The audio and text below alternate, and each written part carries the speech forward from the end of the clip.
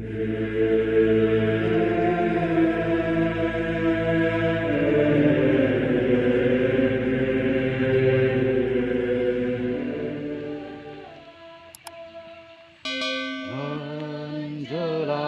Tuhan. Dalam nama Bapa dan Putra dan Roh Kudus. Allah Bapa yang Maha Pengasih dan Penyayang, kami bersyukur atas berkat dan rahmat. Untuk itu, adik-adik sekalian yang terkasih, mari kita bertukar pengalaman hidup. Kita saling sharing pengalaman sesuai dengan apa yang telah kita lakukan dalam kehidupan kita sehari-hari. Nah, untuk sharing pengalaman ini mungkin saya mulai dengan pertanyaan penutup, sehingga kita yang mau menyeringkan pengalaman itu kita bisa mencermati pertanyaan penuntun, terus kemudian kita menjawab sesuai dengan pertanyaan. Jadi pertanyaan penuntun yang pertama, sebutkan contoh perilaku manusia yang kurang bertanggung jawab terhadap Allah. Kita sebutkan contoh. Mungkin katekese kita yang kali lalu juga kita sudah sebutkan. Jadi ini katekese kita ini berkelanjutan, saling berkaitan. Belakang mungkin ada kakak yang di sebelah kanan, adik yang di sebelah kiri, bakar hutan. Buang limbah apa? Menangkap ikan dengan anak bau. Ya, Barang. beragam kita sudah menjauh yang lain. Menangkap ikan dengan menggunakan bom. Jadi baik, itu semua adalah perilaku-perilaku yang kurang bertanggung jawab yang sering kita lakukan karena terdorong oleh egoisme kita, sifat ingat diri.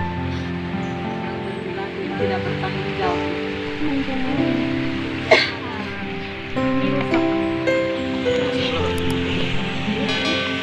sakit penyakit Global.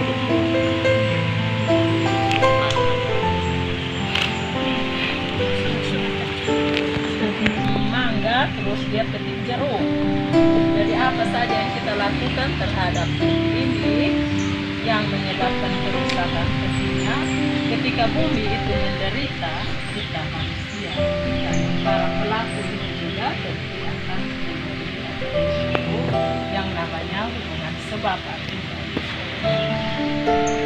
Pertanyaan yang ketiga, tindakan apa yang harus kita lakukan sebagai upaya pemulihan kondisi? Tindakan apa yang harus kita lakukan sebagai upaya pemulihan kondisi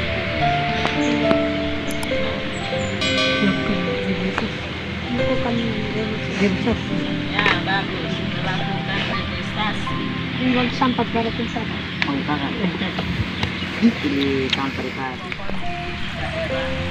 Jadi banyak hal yang kita lakukan untuk kita membuat kondisi bumi ini menjadi baik lagi. Dan yang tadi kata Tania sebut itu yang paling penting dari semua adalah kesadaran. Jadi kesadaran itu memang penting.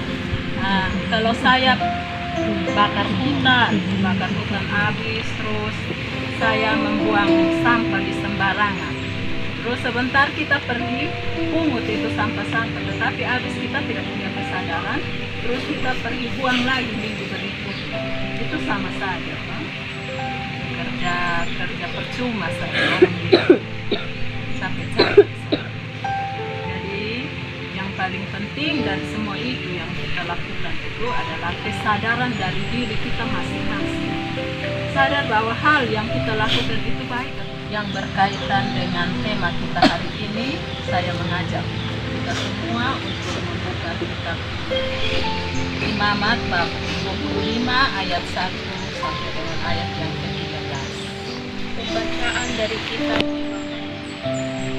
Tuhan berfirman kepada Musa di Gunung Sinai, berbicaralah kepada orang Israel dan katakan kepada mereka, apabila kamu telah masuk ke negeri yang akan kuberikan kepadamu, maka tanah itu harus mendapat perhentian sebagai sabat bagi Tuhan.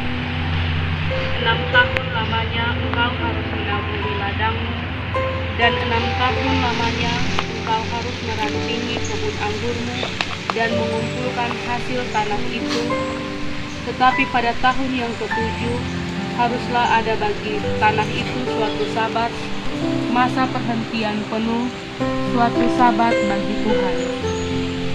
Ladangmu janganlah kau taburi dan kebun anggurmu janganlah kau rantingi.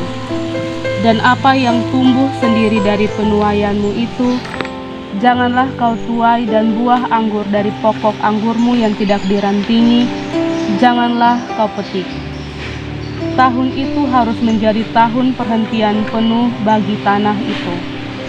Hasil tanah selama sabat itu haruslah menjadi makanan bagimu, yakni bagimu sendiri, bagi budakmu laki-laki, bagi budakmu perempuan, bagi orang upahan, dan bagi orang asing di antaramu, yang semuanya tinggal padamu.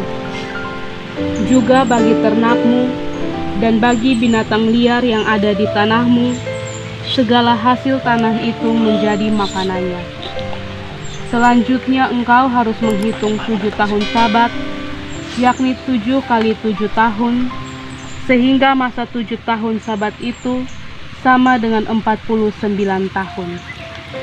Lalu engkau harus memperdengarkan bunyi sangkakala di mana-mana dalam bulan yang ke-7, pada tanggal 10 bulan itu, pada hari raya pendamaian, kamu harus mendengarkan bunyi sangkakala itu di mana-mana di seluruh negeri.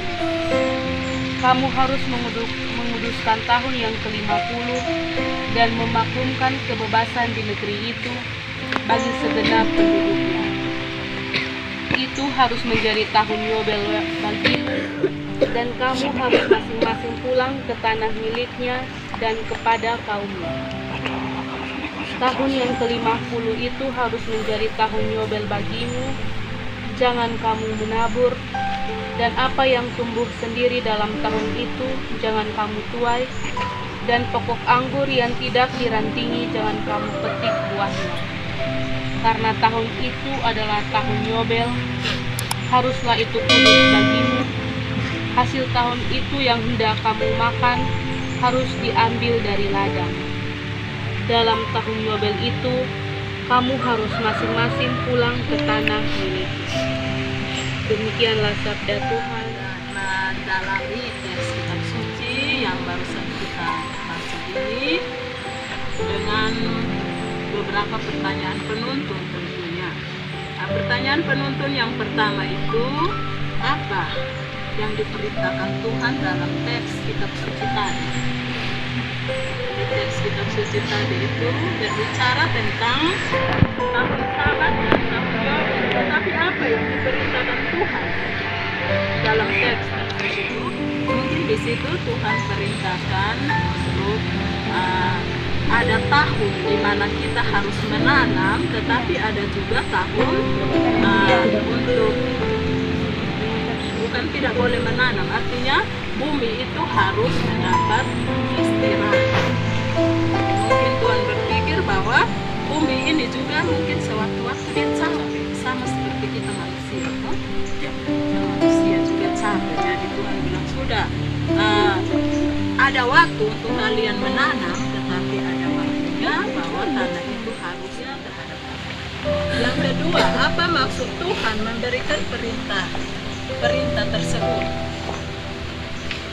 Apa maksud Tuhan memberikan perintah tersebut?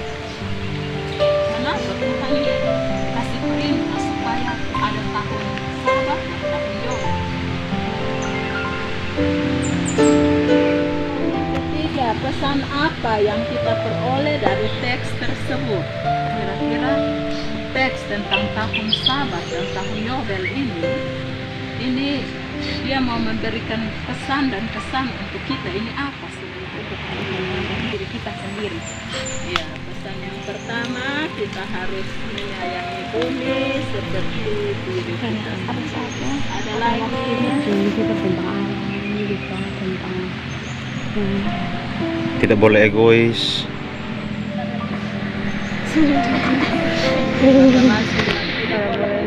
terhadap alam dan terhadap makhluk hidup. Tidak boleh egois. Jadi kalau Tuhan sudah memerintahkan bahwa harus istirahat, ya istirahat. Jawaban-jawaban yang sudah adik-adik sebutkan itu semuanya benar. Semuanya benar, tetapi saya menarik beberapa kesimpulan terhadap teks kitab suci itu, yaitu yang pertama, teks yang tadi kita dengar itu tentunya berbicara tentang tahun Sabat dan tahun Yobel serta pemulihan ekonomi. Tahun Sabat, semua kegiatan pertanian dihentikan. Pada tahun tersebut tanah mendapat masa istirahat. Sedangkan tahun Yobel adalah tahun kelipatan 7 kali 7 sehingga menjadi tahun yang ke-49 dan pada tahun yang ke-50 itu dikuduskan sebagai Yobel. Tidak ada kegiatan tabur benih dan kegiatan pertanian. Yang kedua, kesimpulan yang kedua, tahun Sabat dan tahun Yobel menjadi bagian dari perjalanan hidup bangsa Israel dan merawat kesuburan tanah untuk kelangsungan hidup. Sedangkan kesimpulan yang terakhir, Tuhan menghendaki agar tanah pun mengalami masa istirahat.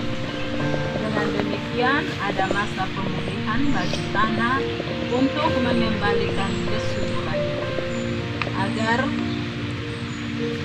demi mencapai kegiatan produksi yang lebih bagus bagi tanah di tahun-tahun yang akan datang. Itu saja kesimpulan yang saya buat terhadap teks kitab suci. Kami bersyukur atas ciptaan berupa alam semesta dan segala isi sebagai tempat dan pendukung kami. Berikanlah kami kekuatan agar kami mampu menjadi Santo Fransiskus Assisi telah mengajarkan kepada kami bahwa segala berkat yang ada daripada dapat berupa lingkungan alam yang indah. Semoga cinta kami kepadamu tampak melalui gaya hidup kami yang dengan giat memperlakukan lingkungan kami dengan baik dan ramah. Bapa kami ya Tuhan, Marilah kita satukan doa dan permohonan kita dengan doa yang diajarkan Kristus kepada kita. Bapa kami yang ada di surga, dimuliakanlah namamu, datanglah kerajaanmu, jadilah kehendakmu.